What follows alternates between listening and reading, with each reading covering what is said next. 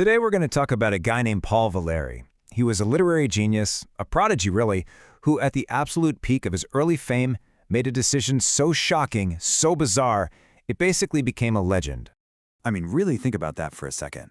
The one thing that you do better than almost anyone else on the planet. The thing that makes you, you. What if you just stopped? Cold turkey. Walked away from it all. That's exactly what Paul Valéry did. For 2 entire decades, one of France's most celebrated poets went completely, utterly silent. And the reason why? Well, it's this incredible story about a war he waged inside his own head. Okay, so to really get why he went silent, you have to understand who he was before it all happened. Back in the 1890s, this guy was the toast of Paris, a young, brilliant, celebrated poet. The future was his. But here's the thing, you've got to understand there were 2 Paul Valérys at war inside him. On one side, you have the poet, passionate, emotional, influenced by the symbolists. This is the guy everyone loved. But on the other side was the intellectual, a cold, calculating mind that actually grew to hate the very thing that made him famous, messy, uncontrolled feelings. He wanted to be ruled by pure, ice-cold reason. So what pushed this inner conflict over the edge? The oldest story in the book, a brutal, painful, unrequited love. In 1892, the emotional agony just became too much. And then, on one single, stormy night in Genoa, Italy, something inside him just broke. He made a vow that would change his life forever. And look, he didn't just decide to, get over her. No, he launched what you can only call a mental coup d'etat. He decided to violently overthrow the government of emotion running his mind and install a new dictator, the absolute, unwavering rule of the intellect. He declared war on poetry, on love, on every single feeling he couldn't perfectly control. And this is what kicked off his 20 years of silence. But honestly, silence is completely the wrong word for it, because while he stopped publishing poems, he started working on something else, something much, much bigger. Get this, every single morning, for the rest of his life, before the sun even came up, Valéry would sit down and write. Not poetry, but notebooks. He filled 261 of them. 261. So the silent poet was secretly one of the most prolific writers in the world. And what's so wild about these notebooks, his cahiers, is what was in them. This was no diary. There were no feelings, no Dear Diary moments. It was a laboratory.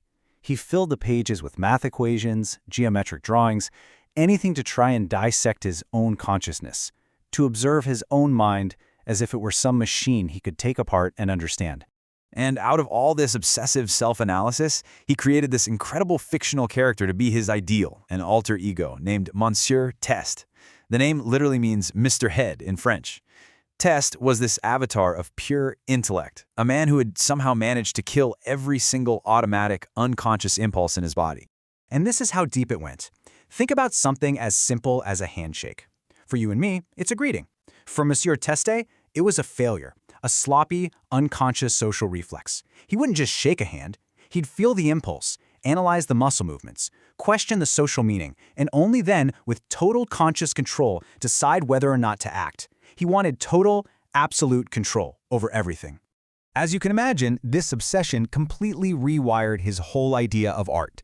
It's where we get his most famous quote, "A poem is never finished, only abandoned." See, for the new Valéry, the final poem wasn't the point anymore. The important thing was the intellectual process behind it, the perfect mental state you achieve while creating. The poem itself, just a piece of evidence you left behind. So for 20 years, he lived like this, a mind in self-imposed exile.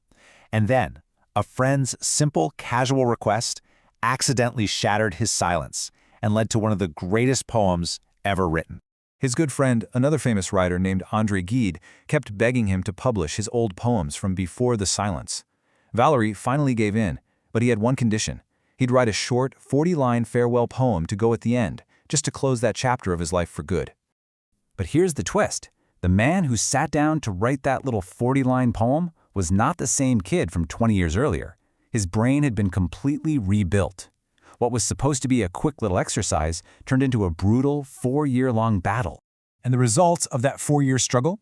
It wasn't a 40-line footnote. It was a 512-line epic poem called La Jeune Parc. It was dense, difficult, musically perfect, and it completely blew up everyone's idea of what modern poetry could be. Turns out, his 20 years of mental warfare hadn't killed the poet. It had forged him into a master with terrifying power. His big return to poetry really reached its peak with his masterpiece, The Graveyard by the Sea. And in this poem, he finally comes face to face with the very idea that drove him into silence in the first place, this seductive dream of perfect intellectual stillness. The whole poem kind of hinges on this old philosophical puzzle called Zeno's paradox. It goes like this. Imagine an arrow flying through the air. If you freeze time and look at any single instant, the arrow isn't moving, right? It's perfectly still. So the paradox is, if time is just a bunch of these still moments strung together, how can anything ever actually move? So there's Valéry, standing in a cemetery overlooking the Mediterranean Sea. And the sea is perfectly calm, not a ripple, just blazing sunlight. He looks at it, and he sees Zeno's arrow. It's a frozen moment of absolute, unchanging perfection. It's the physical form of the pure, timeless intellect he had spent 20 years chasing. But then it hits him. The chilling realization. He's standing in a graveyard. This perfect, motionless, unchanging state of pure intellect, it's the state of death. That beautiful, dazzling perfection he dedicated his life to, it's a void.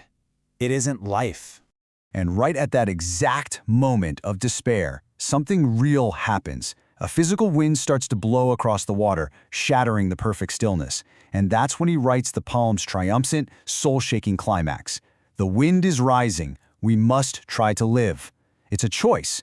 He's choosing to abandon that sterile, dead perfection and dive headfirst back into the messy, chaotic, beautiful business of being alive. So after this incredible journey, what are we left with? Well, Valéry's whole life shows us this deep human paradox about our endless quest for control and perfection. Here's a guy who spent decades trying to crush emotion with pure logic. He once wrote, "Politeness is organized indifference." So cold, right? And yet, this is the very same man who also wrote, "Love is to be foolish together." The great intellectual who was terrified of feelings somehow understood their essential, beautiful foolishness better than any of us. And that kind of leaves us with one last question to think about. That perfectly rational, controlled life that we sometimes try to build to protect ourselves from getting hurt, is that really the end goal? Or is it all just preparation, a long, quiet wait for the moment the wind finally rises and we get the chance to abandon perfection and choose the beautiful, chaotic, necessary mess of living and loving?